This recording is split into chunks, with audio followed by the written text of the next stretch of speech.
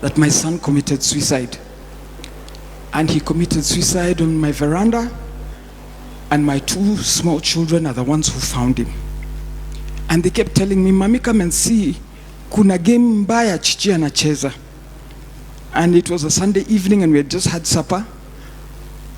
And I thought that it was just one of his antics because he was a difficult boy. He became very difficult after he failed his Form 4 exams. And so finally, when they kept going and coming, and I was in my room. When I went outside, I found my son hanging on my veranda. And the most wicked sight in my life is to see his tongue hanging almost up till here. Because he had...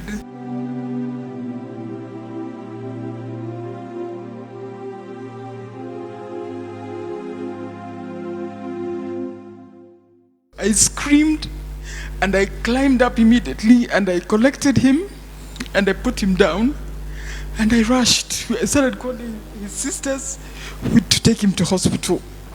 So we rushed to hospital, but when we reached there, the hospital told us that nobody actually was doing anything. They checked it. I told them to put him on oxygen because he was lacking oxygen and his fingers had become gray because there was no oxygen.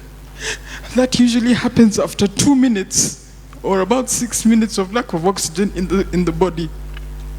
So I walked out and I just went and I told God, "God, please help me. Please help me."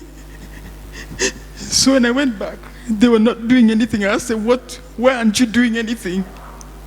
And then it just dawned on me that actually it was over. And as it was over, there was no need for oxygen. There was no need for anything else. And so we had to wait there until we reported to the chief, reported to Embakasi police, and wait until about 3 o'clock when the police vehicle came to take my son and put him in a vehicle car and take him to the mortuary. That is the most wicked, hateful thing that you'll ever need to see. Youth, hakuna kitu ngumu sana ile huwezi kuongea. There is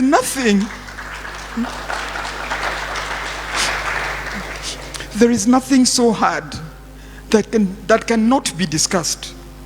Whether it was sexual violence, which I came to discover that he had been sodomized, whether it was bullying in school, whether it was peer pressure, whether it was failing his exams. So when he failed his exams, first of all, his benign depression makes you have all the symptoms that are mentioned in that paper. All of them, he had them. He would come to the sitting room, he's dressed in his underwear, he doesn't care, he doesn't come out of bed. So I used to insist he comes and eats with us. He doesn't want to eat with us. And so they become very difficult when depression hits. So recognize, please, when somebody starts shutting down, there's a problem. This boy had grown up as a very healthy, loving, fun-loving boy, full of love, full of laughter, full of jokes. But something happened somewhere along the line, and he just started withdrawing. And I kid you not, within 6 months, he had committed suicide. Youth, I want to tell you, you know, you can think that you're the one in the problem. There's a place you will reach, you will be unable to pull yourself out again.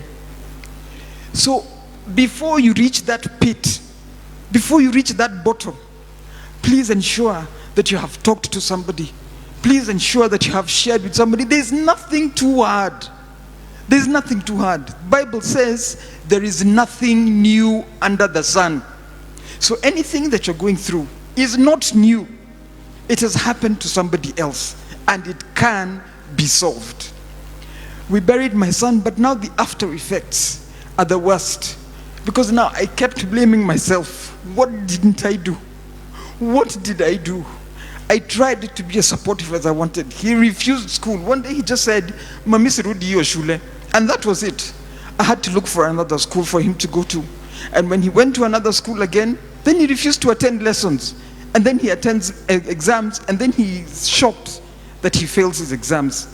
And so when we showed him his results and he came home with the results, he couldn't believe it, and that's when he started going downhill. So the sisters, his sisters, my children, all tried to encourage him to do other things. You can't sit. Do you want to go to driving school? Do you want to go to college? Do you want to draw? Because he was a very good artist. Do you want to draw? What do you want to do? We'll do it for you. He says, bado siko tayari, bado sijajua, I'll let you know. Then that day, he hung himself. But what it has happened, the after effects, is that thereafter, I'm the one who hit depression. I couldn't believe, I couldn't think, I couldn't eat. I couldn't think, how do you bury a 20-year-old son? A boy with mandevu? Somebody, how do you bury your son? Just how do you bury your son? In August this year, we went to fix his grave. And there's nobody who feels the pain apart from a mother, apart from a brother, apart from a sister. Nobody feels that pain. You might think that you're in a pit, but you're not. There is always help. I want to thank the government for making mental health a priority, because we would have lost so many. When we were going to collect my son that day, we were so many parents. We left at 5 in the morning because we were going to Siaya. And I tell you, 6 parents were there because of suicide. 6 parents. And those that were in there that were waiting to be collected the following day, some were being brought in. We cannot lose youth for something that has got a solution. We cannot lose you who have got the energy to build our country for something that has got solutions. I beg you to engage with the processes that are available for us, for the options that are open for us, and please, so that you don't hurt your parents also.